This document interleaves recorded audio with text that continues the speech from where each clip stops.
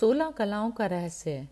राम 12 कलाओं के ज्ञाता थे तो भगवान कृष्ण 16 कलाओं के। उपनिषदों के अनुसार 16 कलाओं से युक्त व्यक्ति ईश्वर तुल्य होता है। चंद्रमा के प्रकाश की 16 अवस्थाएं हैं, उसी तरह मनुष्य के मन में भी एक प्रकाश है। मन को चंद्रमा के समान ही माना गया है, जिसकी अवस्था घटती बढ़ती रहती है। चंद्र की इन 16 अवस्थाओं से 16 कला का चलन हुआ। व्यक्ति का देह को छोड़कर पूर्ण प्रकाश हो जाना ही मोक्ष है। प्रत्येक व्यक्ति को अपनी 3 अवस्थाओं का ही बोध होता है, जागृत, स्वप्न और सुषुप्ति। 16 कलाओं का अर्थ संपूर्ण बोधपूर्ण ज्ञान से है। मनुष्य ने स्वयं को 3 अवस्थाओं से आगे कुछ नहीं जाना और न समझा। 16 कलाएं उसमें सुप्त अवस्था में होती हैं। 16 कलाओं के नाम अलग अलग ग्रंथों में अलग प्रकार से मिलते हैं। अन्नमया, प्राणमया, मनोमया, विज्ञानमया, आनंदमया, अतिशयनी, विपरिनाभिनी, संकमरिनी, प्रभवी, कुंथिनी, विकासिनी, मर्दिनी, संहालिदिनी, आह्लादिनी, परिपूर्ण, स्वरूप, वस्थित। 16 कलाएं बोध प्राप्त योगी की भिन्न भिन्न स्थितियां हैं। बोध की अवस्था के आधार पर आत्मा के लिए प्रतिपदा से लेकर पूर्णिमा तक चंद्रमा के प्रकाश की 15 अवस्थाएं ली गई हैं। भगवत गीता में भगवान कृष्ण ने आत्मतत्व प्राप्त योगी के बोध की 19 स्थितियों को प्रकाश की भिन्न भिन्न मात्रा से बताया है। आत्मा की सबसे पहली कला ही विलक्षण है। इस पहली अवस्था या उससे पहले की 3 स्थिति होने पर भी योगी अपना जन्म मृत्यु का दृष्टा हो जाता है और मृत्यु के भय से दूर हो जाता है, मुक्त हो जाता है।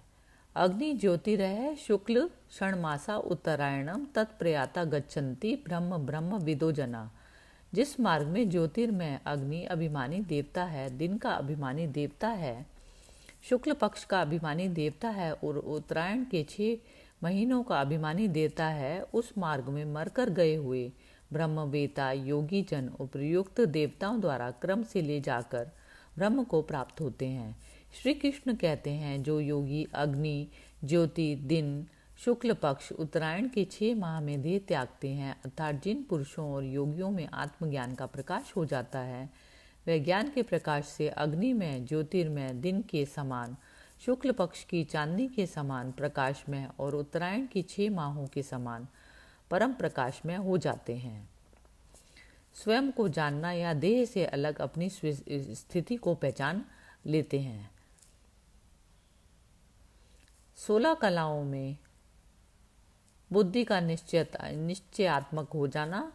दूसरा, अनेक जन्मों की सुधि आने लगती है। तीसरा, चित्त वृत्ति नष्ट हो जाती है। चौथा, अहंकार नष्ट हो जाता है। संकल्प विकल्प का समाप्त हो जाते हैं। स्वयं के स्वरूप का बोध होने लगता है। छठा, आकाश तत्व में पूर्ण नियंत्रण हो जाता है।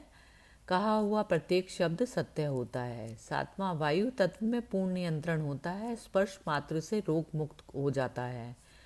आठवां, अग्नि तत्व में पूर्ण नियंत्रण हो जाता है। नौवां, जल तत्व में पूर्ण नियंत्रण हो जाता है। 10वां, पृथ्वी तत्व में पूर्ण नियंत्रण हो जाता है। 11वां, जन्म मृत्यु स्थिति अपने अधीन हो जाती है। 12वां, समस्त भूतों में एक रूपता हो जाती है। 13वां, समय पर नियंत्रण हो जाता है। 14वां, सर्वव्यापी हो जाता है। 15वां, कारण का भी कारण हो जाता है, यह अव्यक्त अवस्था है। 16वां, उत्तरायण कला अपनी इच्छा अनुसार समस्त दिव्यता के साथ अवतार रूप में जन्म लेता है, जैसे राम, कृष्ण या उत्तरायण के प्रकाश की तरह उसकी दिव्यता फैलती है। 16 कला पहले और 15वीं को बाद में स्थान दिया गया है। इससे निर्गुण सगुण स्थिति भी सुस्पष्ट हो जाती है। 16 कला युक्त पुरुष में व्यक्त अव्यक्त की सभी कलाएं होती हैं, यही दिव्यता है।